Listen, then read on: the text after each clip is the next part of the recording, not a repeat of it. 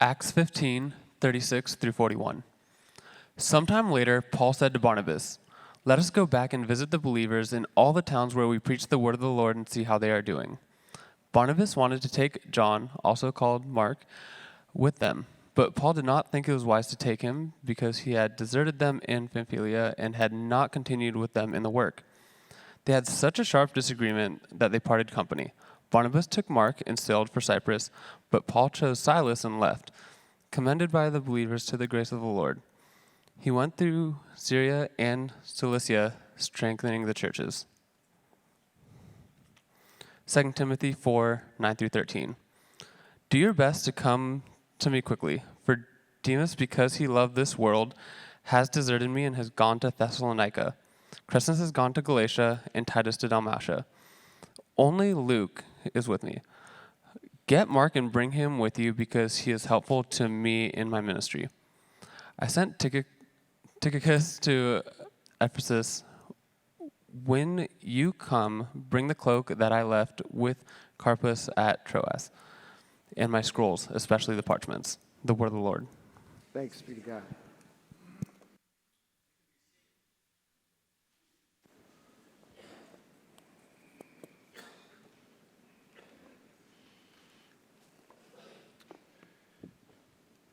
Well, we've been in a series on biblical mentoring. I want to frame that for you. You know, mentoring is one of the most important faith activities that any Christian could engage in. We believe that we're here to make fully committed followers of Jesus Christ. How do you do that? Well, first, by teaching and modeling what worship is. You know, what we do here on a Sunday is sacred. We gather together, and we do it because the Lord said, gather together and worship me. The body of Christ must worship. Because if we don't, what happens? Even the stones themselves would cry out. So we're learning about singing here. We're learning about praying. We're learning about reading and listening to the Word of God. And it's all being shaped in this place, as well as the most important thing, giving glory to the one and only who's worthy. The other parts of worship then are defined by these neat little pictured frames around you. We have evangelism, and we have discipleship, and we have ministry and fellowship. And what biblical mentoring is discipleship. Now, if you look up there, it says discipleship, and you'll notice the little phrase that's underneath it. It says, equipping followers. Now, I want you to know, the first time we put a catchphrase on the word discipleship, we undershot. And the way we undershot was we said, discipleship is being equipped. I want you to think about the difference between equipping followers or equipping others and being equipped. What's the difference? One's about you, and the other's about someone else and you. Because you can't pass on anything you don't have. Amen. So if you're going to equip someone else, you got to equip someone else with something that you already have received. That's, by the way, what, in a nutshell, one aspect of what Ryan was talking about last week when he looked at the mentoring relationship between Elijah and Elisha. Elijah had something that he needed to pass on. Not just gifts and skills and anointing, but he needed to pass on a mission. That mission was to bring Israel's heart back to God. And so the Lord laid on Elijah's heart that Elijah go get Elisha and pass that mantle on so the mission would continue. In the very real sense, every single one of us has that calling, big or small, to pass on that which we have freely received with those that God has put in our life. And it's not very hard to figure out who it is. It's simply paying attention to the people that God has already put you in fellowship with, and then being intentional about one-on-one connections. You see, biblical mentorship, a very simple definition, is spending time, giving of your time to another person so that they would grow in the grace and knowledge of the Lord and Savior Jesus Christ. That's it. intentionally spending time one-on-one. So if you're already on a one-on-one, if you're already in a ministry team or in a fellowship group, whether it meets at home or on campus, you could think about, hey, I should spend some more intentional one-on-one with the person that God lays on my heart. That's what I should do. So it's not a difficulty.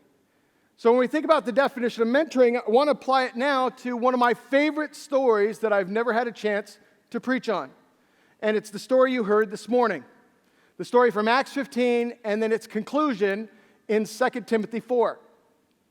I wondered for a lot of years about when would be a good time or what was the occasion to try and preach through this. Of course, if I had ever done a series all the way through on the book of Acts, it would have been appropriate.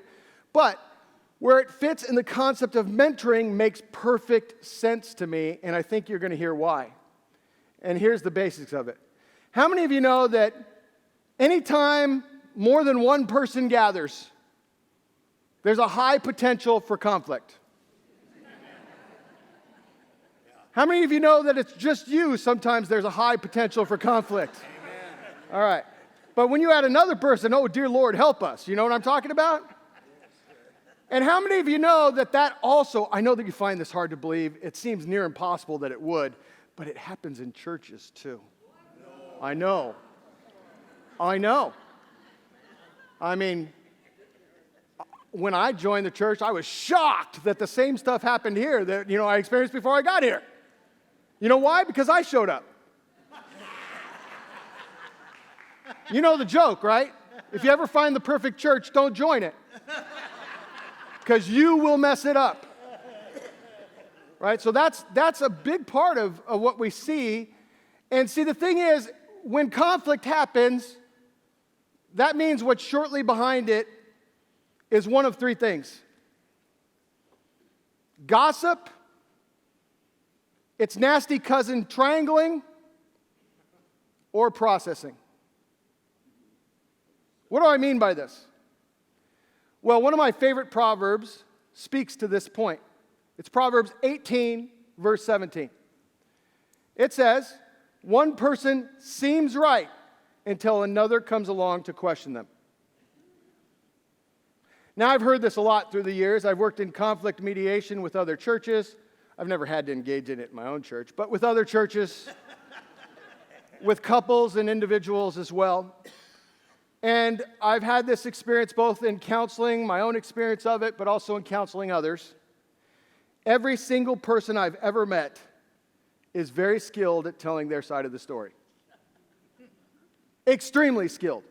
And by the way, I've heard some crazy stories where I thought, could that really be true? And the person and I'm talking about crazy stories about conflict. And how many of you know that when we tell the story about conflict on ourselves, it's just part of our broken nature. We emphasize the parts about the story that make ourselves look good. And we deny and minimize and even omit, I know you find that hard to believe, anything that puts us in a negative light. This is human nature. And like we established, conflict occasionally happens in Christian community. Now, for a lot of years, I used to try and tell the gossipers, stop gossiping. It seemed logical, right? Because gossip, by the way, is a huge sin problem. Did you know that? Now, I'm going to give you a little test. I want you to think about which one's more serious. How many of you would agree sexual sin, big deal? Yep. Some of you are not so sure. That's okay. It's okay. I'm just eyeballing it. It's okay. How many of you think that gossip is a big deal? Yes. Which one do you think is mentioned more often in the New Testament? I would submit to you that the greatest destroyer of Christian community is not sexual sin. It's not even a close second. It's gossip. It's the most mentioned sin in the New Testament. Did you know that? And it's because it destroys relationships. And it happens. Conflict, that is. Gossip, though, doesn't have to. So like I told you, I used to lecture the gossipers, stop gossiping, but I've realized that's a fool's errand. And the reason is because hurt people can't help themselves. Did you know that? They have to talk. Anybody know what I'm talking about? Amen. Some of you bottle it up, I know, but most of us, we talk.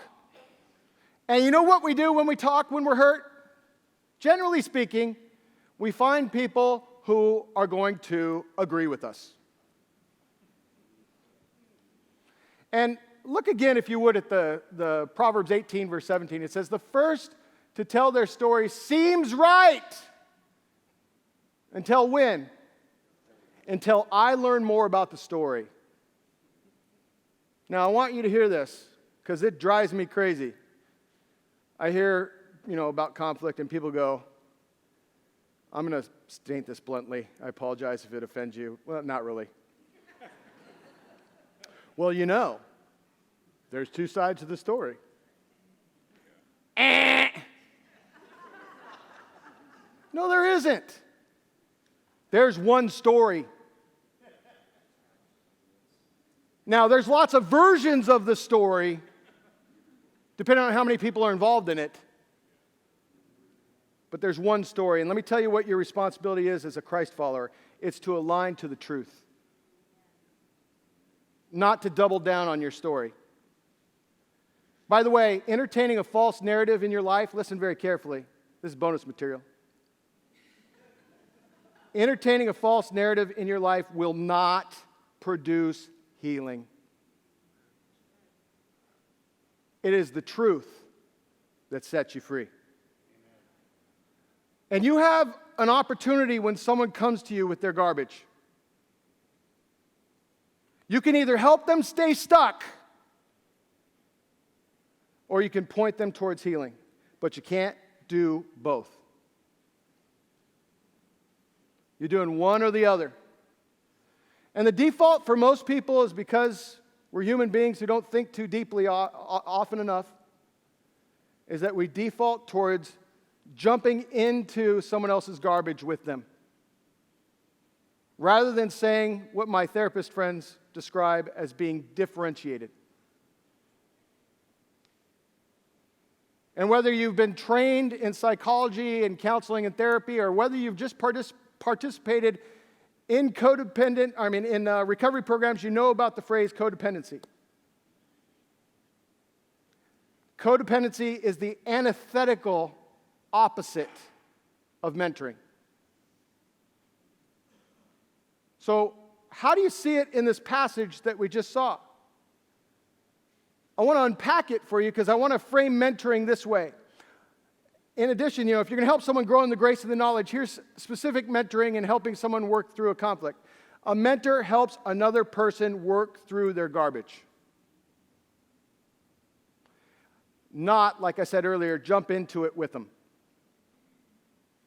And I want you to remember, almost universally, when someone comes to tell you their story, they're looking for you to team up with them. So that's why gossip is one thing, but triangling is a whole other thing. Triangling is the insidious cousin, if you will, the worst expression of gossip. It's me becoming teamed up with that person, believing their story as the gospel truth. Which, by the way, I don't care how godly the person is that you're chatting with, you should never do. It's not your job to team up with them. It's your job to mentor. And in a lot of cases, this is an occasional mentoring moment. Someone comes to you and brings you their garbage, and you have a choice. So I don't try to tell the gossiper to stop gossiping. I try to encourage the gossipees, the one receiving it,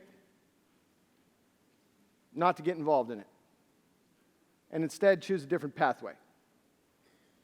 What you just read and heard in the biblical account is such an example. So look back with me, if you would, at Acts chapter 15. In Acts 15, it says in verse 36, sometime later, Paul said to Barnabas, let's go back and visit the believers in all the towns where we preach the word of the Lord and see how it was going. And Barnabas wanted to take John, also called Mark, with them. But Paul didn't think it was wise. Now, for the rest of the purposes of this service, this message, I'm going to refer to this man, John, also called Mark, as John Mark. Okay? John Mark. Now, a little bit of background, in case this story is new to you. Paul and Barnabas are the pillars of the new church growing among the Greeks. They were the first missionaries sent out on purpose to plant churches among non-Jewish people. They went to Antioch. They went to Antioch and then they went on to other places. In the New Testament, book of Acts, it's called the first missionary journey, because it was. Not just the first missionary journey for those two, it was the first missionary journey like ever. And what we mean by that is on purpose. There were times before that where missionaries got sent out, but it wasn't on purpose. They got sent out because conflict broke out and people scattered. But in Acts chapter 11, it switches to them doing it on purpose. And Paul and Barnabas were teammates. They did it together. And they had a group of people with them doing it together. And they had this successful run working together. After they completed that circuit, they came back to Jerusalem to get some R&R, some rest and recuperation, and also to raise support. They needed it. Sometime after that, Paul rang up his good friend Barnabas. He DM'd him. Hey, let's meet over at Starbucks. I got to pitch you something, a prospectus. They show up and they sit down and Paul says, hey, listen, let's go back to all the churches we planted and encourage them and strengthen them. Barnabas says, great. Yeah, let's leave on such and such a date. And Barnabas says, awesome. And Paul says, and let's take so-and-so and so-and-so and so-and-so and so-and-so. And Barnabas says, amazing choice. And then Paul says, sound good to you? Oh, yeah, Barnabas says. Oh, but one more thing. I think we should take this guy, John Mark. Uh-oh. Because once again, let me remind you what it says here. Turn over to verse 39. They had such a sharp disagreement that they parted company. Whoa! These two pillars of the church? Two stalwart examples of what living the Christian life is like. In fact, some of you know what Barnabas' name means. He's the son of encouragement. He's the encourager of the early church. And they had a conflict over who to have on the mission team. Paul said, no way. Now, there's this little clue, if you want to just mark it for later, just connecting the dots for yourself. There's this little clue given in Acts chapter 13 where the conflict originated. It's in verse 13. It makes this little comment that this John Mark guy left the team for Jerusalem while they were out in the middle of their missionary journey. And I want you to notice back to verse 38, if you could. It says, Paul did not think it too wise to take him because he, John Mark, had, what's that word there? Deserted them. Now, it really doesn't matter whether or not it's true. From Paul's point of view, John Mark had abandoned the mission. And I've read all of it many times, of what Paul has written in the New Testament. And it's pretty clear to me that for Paul, anything less than putting the kingdom first is not a good excuse. John Mark may have just wanted to go back to Jerusalem because maybe there was a sick family member. Maybe he was frightened. Maybe he lost heart. Or maybe it was just something else. We don't really know why, because you know why? The Bible doesn't tell us. But from Paul's point of view, John Mark had deserted them, had abandoned them at a time of need. And here's the other thing. Paul said, I'm never hanging out with that guy again.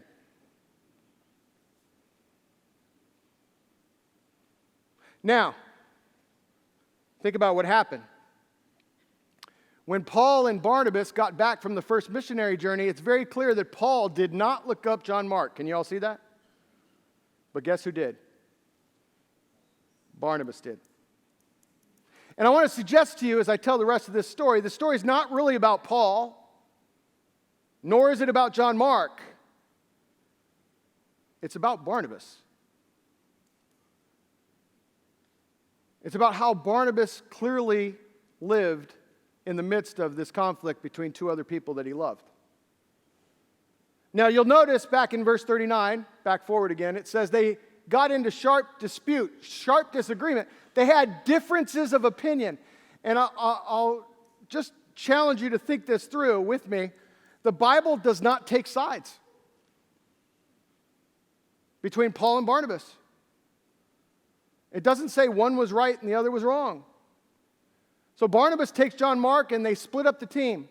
Maybe even, and this happens earlier in the book of Acts, this is why I speculate this way, maybe even multiplying the ministry as a result. So Paul takes off with Silas and heads a different direction, the team that he was leading.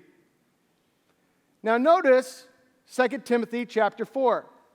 And I want to give you a little background information. Between the story in Acts chapter 15 and the writing of 2 Timothy chapter 4, Bible teachers believe 14 years have passed.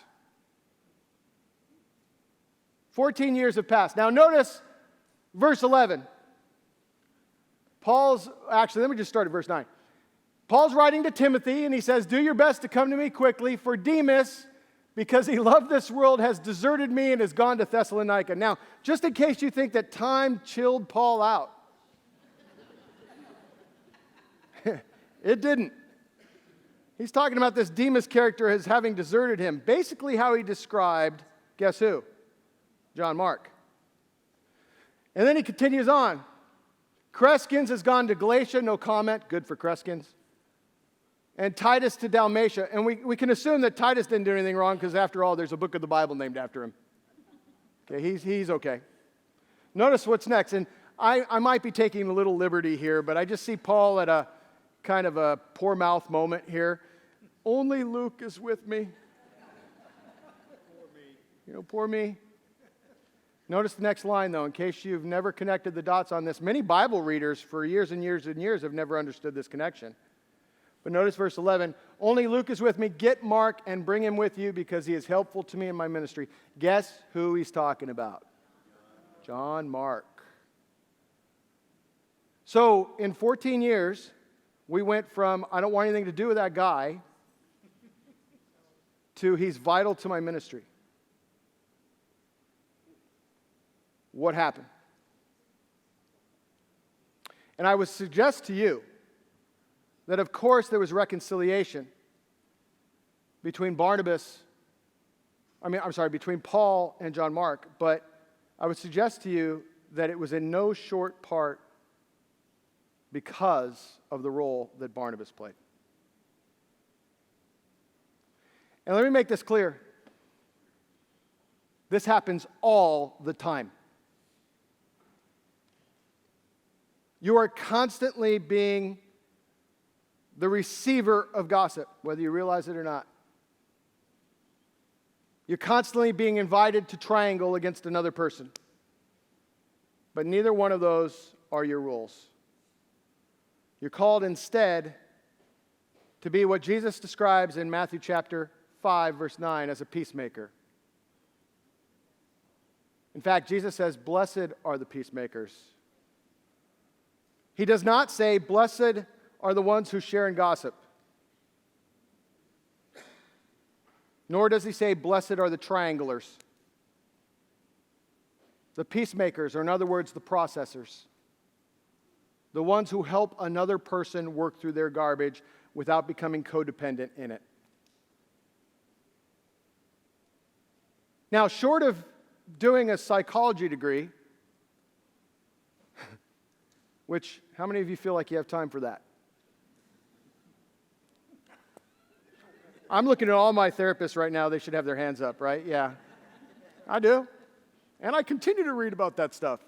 But for the rest of you, what can you do? Let me recommend a resource for you. Great book on the topic, The Peacemaker.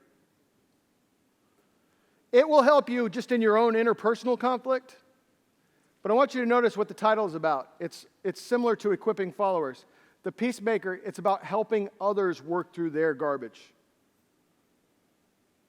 Blessed are the peacemakers. For what? Go back to verse 9, chapter Matthew 5. For they will be called children of God. And may I add something that Jesus also says about the blesseds that we find at the beginning of the Sermon on the Mount. Blessed are those who help others process, for they will experience the kingdom of God. And may I suggest that when you engage in gossip and triangling, you are blinded from the gospel. Because you're not pointing to what Jesus died for. You're actually engaging in it. Ooh, good. That was good. God is good, huh? Amen. That's the stuff Jesus was nailed to the cross for, my friends. The garbage that we participate in, and think of it as being innocent. So what's your role? Let me walk through just a few basics the next time someone approaches you, because I want you to think about it. You have a choice. Are you going to jump in there with them? Or maybe there's a different way. So how do you help someone work through their hurt? How do you mentor them through their conflict? How do you help them process? Well, number one, know this. Remember that a mentor does not take sides with their mentee. Well-covered material here, but let me frame it from the biblical account. I want you to picture with me the possibility of what could have happened, and I know did not, after the parting of ways between Barnabas and Paul. Barnabas could have taken offense to Paul's conflict with him without recognizing it wasn't really about me and Paul, it was about Paul and John Mark. But Barnabas could have been offended. And, at night around the campfire, can you picture this? Because this is highly likely based on the way humans behave. Barnabas and John Mark sitting there going, man, that Paul, you know what I'm talking about? I can't believe the way he didn't agree with me. Did you hear him say that I didn't know what I was talking about? John Mark goes, well, you ain't seen nothing yet. Did you see the way he treated me? All because I had to go home and take care of grandma? Does this sound realistic? Amen. But let me tell you, that's not what happened. Now, I don't know exactly what happened, but I do know this. The evidence suggests that instead of becoming codependent with John Mark and or Paul, instead, Barnabas engaged in mentoring John Mark. What is it that he might have done? Well, number two, he might have done this. Help the person process the conflict by asking reflective questions.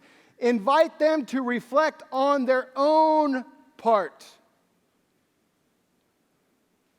How many of you know you came out of the womb knowing how to point out other people's deficiencies?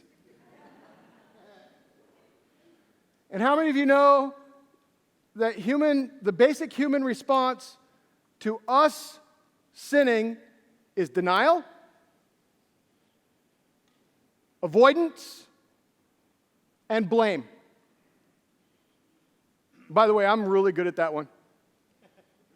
I can do someone else's inventory in a heartbeat. Woo! And I'm pretty sure I'm right. Can you hear the sin there? I mean, that's just bad, isn't it? Okay. All right. Instead, you can see now the campfire that Barnabas asked John Mark to reflect on his own part of the process.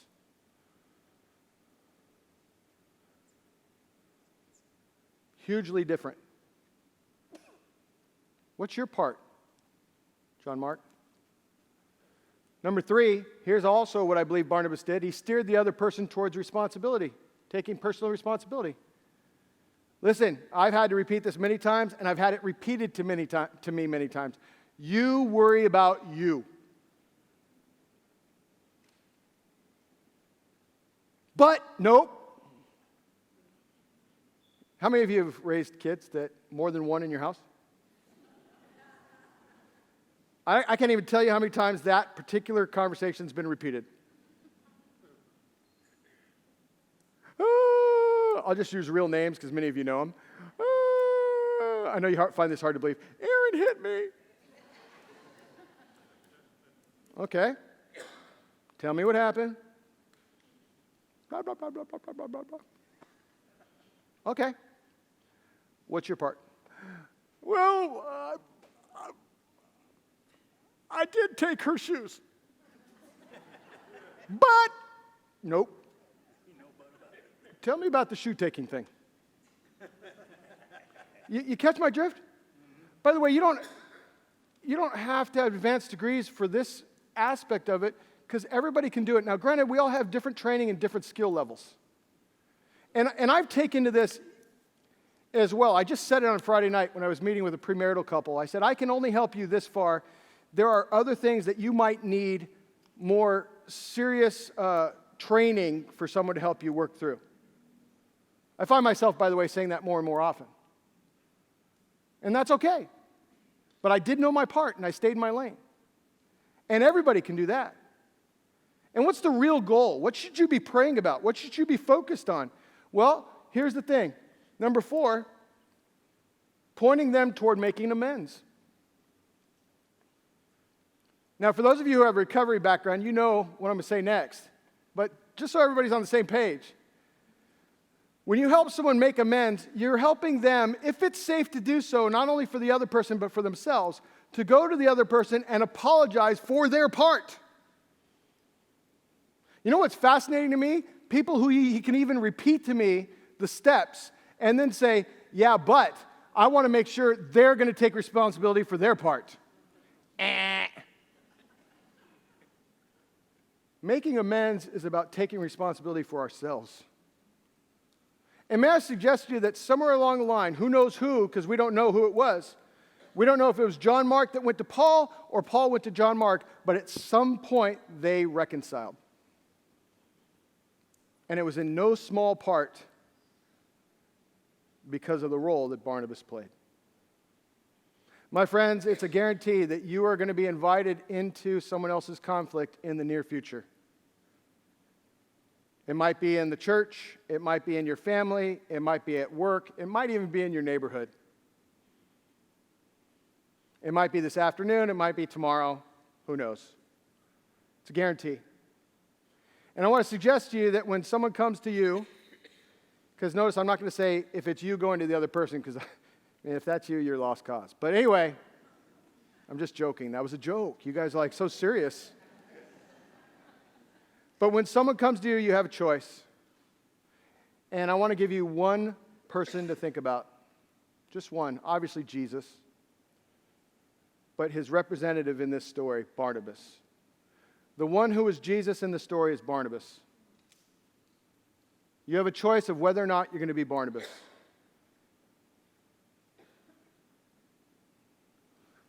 Well, we've talked about the fact that today is the Reformation as well. I gave you a mentor quiz a couple weeks ago, and, well, let's just say at this service we didn't fare very well. But I'm going to give you all another shot. Okay? Does anyone know the name of Martin Luther's mentor? Is you going to raise your hand? Are you hiding? Barnabas Jr.? Carmen, I can't manual buzzer for you for that. That was pretty good, but no.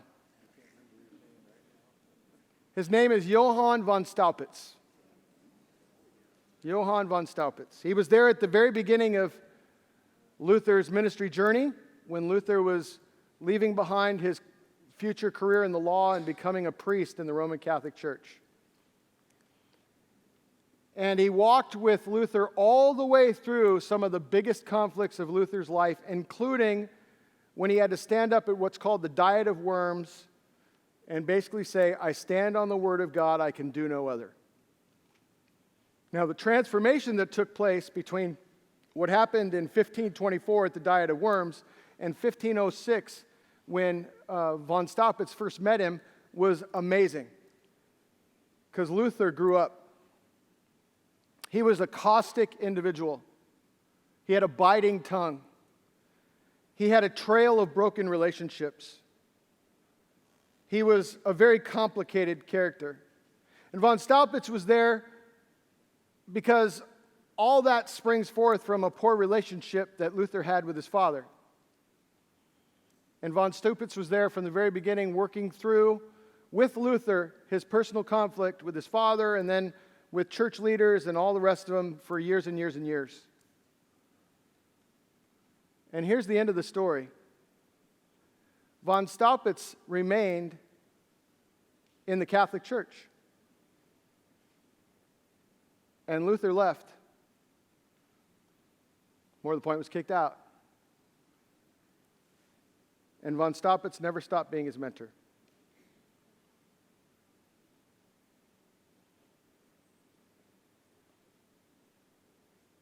And I wonder, my friends, where the von Staupitz are, where the Barnabases are, and the calling that we have as Christians to be kingdom men and women, not of the earth. Because if we're of the earth, we engage in gossip and triangling, but instead of heaven, following the third way, the heavenly way, the way of Christ, the way of being a peacemaker. As we close this time, I want to invite you to bow your heads, and the reflection questions get to this, so look at them a little later. But is there anybody right now that you're having conflict with that you are tempted to go and gossip about? Maybe you're already doing it. Number 2, have you gotten involved lately with anybody else's gossip?